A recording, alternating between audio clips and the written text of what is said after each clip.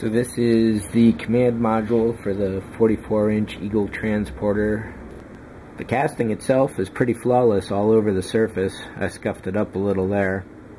But this gray resin plastic stuff is just really solid looking. The top windows came punched out. The bottom two are paper thin, so right now they're backed with styrene.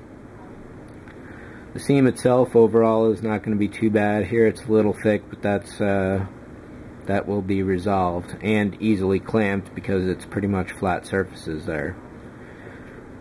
The kit comes in 5 pieces: the back, top, bottom. 5 pieces, a few more than that. Back, top, bottom, and then these 4 buttons,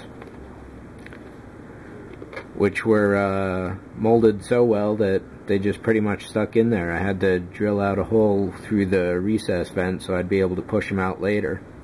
These aren't going to fall out at all, except for the sides, of course.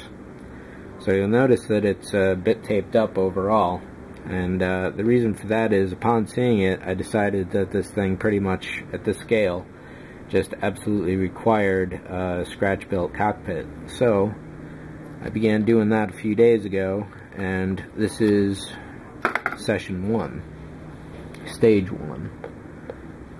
Started with some simple cardboard at the bottom coming out from, the other piece the kit comes with is this back wall,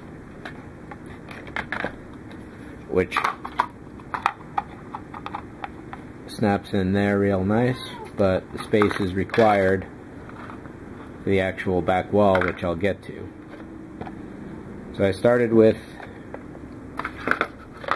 extending out a bridge for the floor, for the rampway to the seats out from here, wound up with this area down here. I had thought that was going to be the floor, but quickly I realized that that's the floor, these are the walls, the ceiling.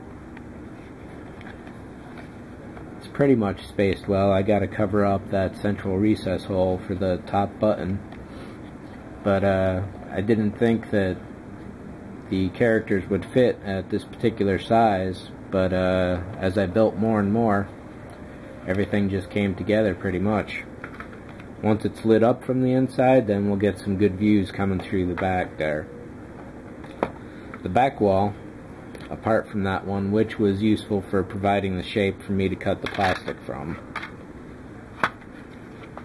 So the door goes, the rear hatch rather, goes all the way to the back wall, which, according to the sets, is up here, but of course the exit hatchway is there. So a bit different in heights there, but as long as the illusion of the unassembled or the assembled kit comes together, that's what matters. So neither side. So it's going to be a couple consecutive layers of styrene in there. Right now they're spaced with some skewer sticks that I cut up. Then once that was in there, I started drawing what everything should be to scale, and the next stage I still have a lot more cardboard to put in here. Some of it comes out, but the rest of it's all taped in. So the chairs and the seats will definitely fit nice in there. And once everything is lit with either just raw LEDs or some fiber optics, we'll see. But it will be good. So the next video in this build series will consist of me having taken all this apart, laid it out, and then do a fresh tape up for it, because what's here now is sloppily done, and it's getting old from being moved around a lot. So now that I know where everything goes precisely, it's going to get taped in a little better. Then from there, start working on the back wall,